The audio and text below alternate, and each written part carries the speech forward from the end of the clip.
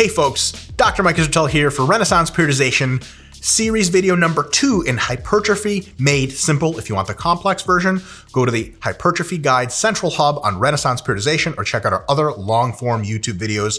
Here's the video for today. What is proper lifting technique and how do you know you're doing it or not doing it? In theory, proper technique means about 4 things.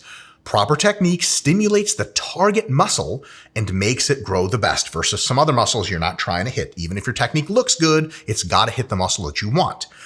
The target muscle is hit best when it's not limited by other muscles. For example, if you have a technique in squats that's limited by your glutes and your glutes really take most of the work, it's not a great technique for the quad. So it's got to be the target muscle that's being limited, not other muscles.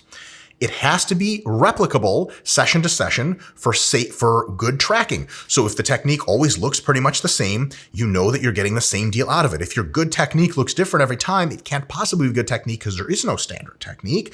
And lastly, the technique is not needlessly damaging, unsafe, or fatiguing. Okay, so it doesn't just beat you up or put you at really, really crazy high risk, even if it's effective. All right, so what does that mean?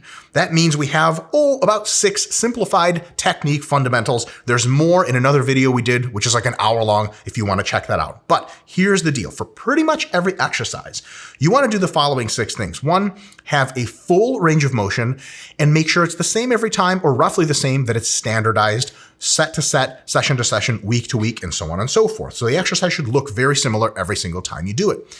The control has to be on the eccentric. You don't drop weights, you lower them under control. Big plus for hypertrophy. No cheating. You know what cheating is, so don't lie to yourself. Using any other muscle other than target muscle to lift the weight, especially heave-ho manner with momentum, is a bad idea. Don't do it. Number 4 is limiting tension and burn should be on the target muscle. That means when you're approaching failure for a properly executed chest exercise, it's the chest that should have a bunch of tension feeling through it and burning like crazy with high reps, not all the other muscles. So the limit to the exercise has to stop, reach failure if you're going to failure for the target muscle and not some other muscle, because then you can't be training the target muscle hard if other things give up earlier.